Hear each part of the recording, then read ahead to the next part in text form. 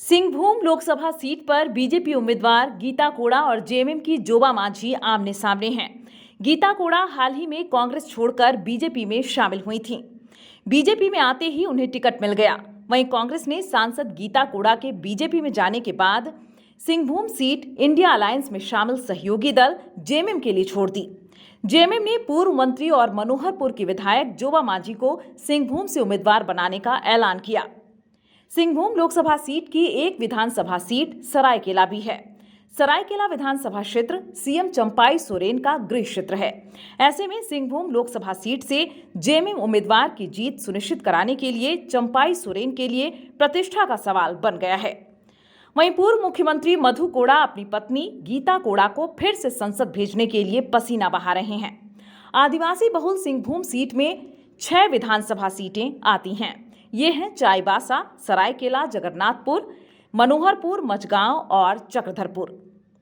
इनमें से 5 विधानसभा सीट पर जेएमएम और 1 पर कांग्रेस का कब्जा है।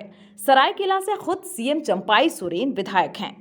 वहीं जेएमएम उम्मीदवार जोबा मांझी मनोहरपुर से 5वीं बार विधायक हैं, जबकि जगन्नाथपुर सीट से कांग्रेस ने जीत हासिल की थी।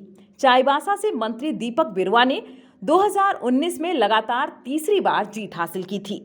मचगांव और चक्रधरपुर सीट भी जेएमएम के कब्जे में है। इस तरह से बीजेपी को इस इलाके में कड़ी चुनौती मिलने की संभावना है। सिंहभूम लोकसभा आदिवासी बहुल इलाका है, लेकिन इलाके में सबसे अधिक हो जनजाति मतदाताओं की संख्या है। एक अनुमान के अनुसार इस क्षेत्र में 62% हो जनजाति की संख्या है। गीता कोड़ा हो जनजाति से ही आती हैं, वहीं जोबा मांझी संथाली जनजाति से आती हैं। 2019 में बीजेपी के पक्ष में लहर रहने के बावजूद कांग्रेस की गीता कोड़ा ने 69% हासिल कर रिकॉर्ड मतों के अंतर से चुनाव में जीता था। गीता कोड़ा ने तब बीजेपी के तत्कालीन प्रदेश अध्यक्ष लक्ष्मण गिलुआ को करारी मात दी थी। बीजेपी प्रत्याशी गीता कोड़ा झारखंड की पूर्व मुख्यमंत्री मधु कोड़ा की पत्नी हैं। पति के जेल जाने के बाद वो राजनीति में सक्रिय हुई थीं।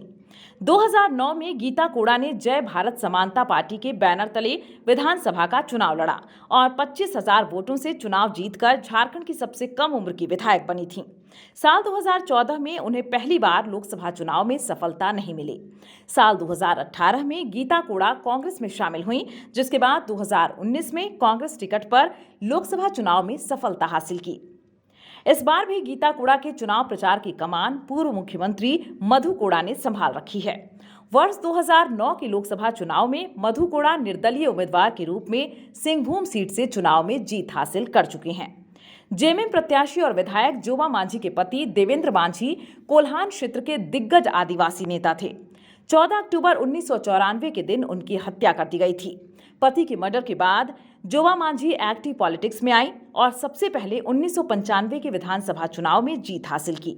इसके बाद वो मनोहरपुर क्षेत्र से 2000, 2005, 2014 और 2019 में भी जीतती रहीं। जोबा मांझी 1998 में बिहार में राबड़ी सरकार में पहली बार मंत्री बनी। झारखंड बनने पर बाबूलाल मरांडी की सरकार में भी मंत्री बनी। 2009 में वो जेएमएम में शामिल हुई और हेमंत सोरेन सरकार में भी मंत्री रहीं। सिंहभूम लोकसभा सीट को कांग्रेस ने जेएमएम के लिए छोड़ने का फैसला लिया। अब सिंहभूम सीट सीएम चंपाई सोरेन के लिए प्रतिष्ठा का सवाल बन गई है। ये उनका गृह क्षेत्र है और जोबा मांझी को उम्मीदवार बनाने का फैसला चंपाई सोरेन का ही माना जा रहा है। चंपाई सोरेन और जोबा मांझी दोनों संथाल आदिवासी समुदाय से आते हैं, इसलिए चंपाई सोरेन इस सीट को जेएमएम के खाते में लाने के लिए दिन रात एक कर रहे हैं। चाईबासा में इंडिया अलायंस की ओर से जनसभा का आयोजन किया गया, जिसमें राहुल गांधी भी शामिल हुए। लेकिन इस सभा की सबसे खास बात यह रही कि चंपाई सोरेन ने संथाली आदिवासी रहने के बावजूद हो भाषा में जोरदार तरीके से भाषण दिया।